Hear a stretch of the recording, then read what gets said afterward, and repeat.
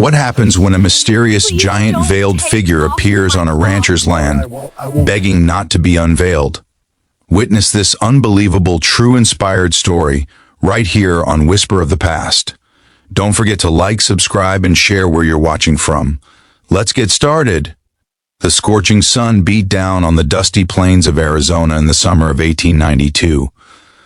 Old Tom Harrison had been ranching these lands for over 30 years, and he thought he'd seen everything the desert had to offer.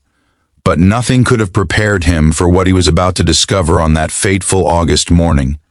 Tom was riding his horse along the eastern fence line when he spotted something unusual in the distance. At first, he thought it was a rock formation he'd somehow missed all these years. But as he rode closer, his heart began to pound. This was no rock. It was something covered entirely in white cloth, standing perfectly still like a statue, towering at least 12 feet high. The rancher's hands trembled as he approached. The massive figure was draped from head to toe in what appeared to be an enormous white veil, the kind a bride might wear, but scaled to an impossible size. The fabric rippled gently in the hot desert wind, and Tom could swear he heard something, a voice, soft, pleading, almost musical. "Please don't take it off," the voice whispered from beneath the cloth. "Please, I beg you, leave me covered." Tom's horse whinnied nervously and stepped back. The old rancher had faced down rattlesnakes, mountain lions, and even outlaws in his time, but his throat went dry with an inexplicable fear. "Who are you?" he called out, his voice cracking. "What are you doing on my land?" The giant figure seemed to tremble, and the voice came again, more desperate this time.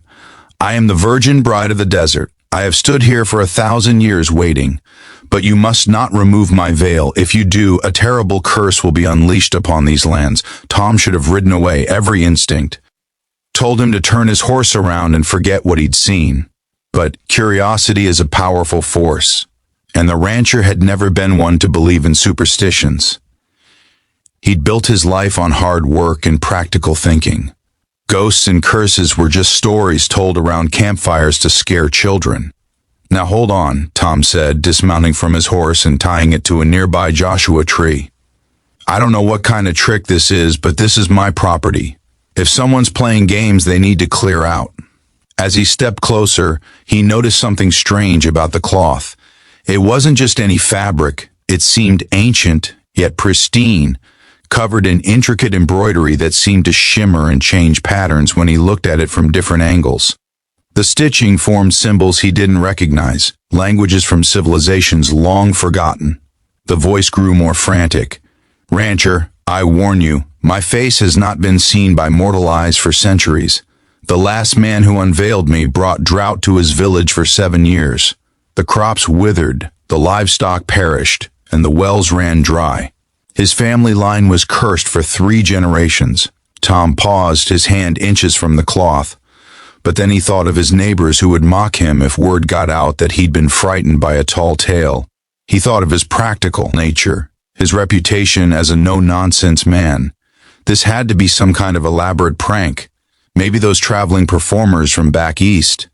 With one swift motion, Tom grabbed the edge of the veil and pulled. The cloth fell away in a cascade of white, pooling at the base of the enormous figure like ocean waves. And what Tom saw made him stumble backward, falling to his knees in the dirt. It wasn't a person at all. It was a massive statue, carved from a single piece of stone that seemed to glow with an inner light. But calling it beautiful would be an insult to the word itself. The statue depicted a woman of impossible grace, her features so delicate and lifelike that Tom could swear he saw her chest rise and fall with breath. Her eyes, though made of stone, seemed to bore into his very soul with an expression of infinite sadness and eternal waiting. But there was something else. As the veil came off, the ground beneath Tom's feet began to rumble. Cracks appeared in the dry earth, spreading outward like spider webs. The statue's stone eyes began to well with what looked like real tears, drops of clear liquid that fell and sizzled when they hit the ground. "What have you done?" the voice cried, though now it seemed to come from everywhere and nowhere at once. "The contract is broken. The seal is shattered. Now the desert will claim what was promised. Tom tried to stand, but the shaking intensified. In the distance, he could see dust devils forming, dozens of them, swirling and growing larger by the second. The sky, which had been cloudless moments before, darkened with supernatural speed. The wind picked up, howling like a chorus of tortured souls. The rancher finally found his feet and stumbled toward his horse, but the animal had already broken free and galloped away in terror. Tom ran, his boots kicking up clouds of dust as the ground continued to heave and crack behind him. When he finally dared to look back, he saw the statue was sinking into the earth, pulled down by unseen forces, its stone face turned toward him with that same expression of sorrowful accusation. Tom made it back to his ranch house just as the storm hit. For 3 days and 3 nights, winds battered his property with a fury he'd never witnessed. When it finally passed and he ventured outside, he found his land transformed. Where once there had been scrub brush and hardy desert plants, now there was only barren sand. His wells had run dry overnight. His cattle had disappeared without a trace. And in the distance, where the statue had stood, there was now a massive pit, so deep that when Tom threw a stone into it, he never heard it hit bottom. The locals. Tom Harrison went mad after that day. He told his story to anyone who would listen, warning them about the giant virgin bride and the curse of removing her veil. Most dismissed him as touched by sunsickness. But the old-timers noticed something strange.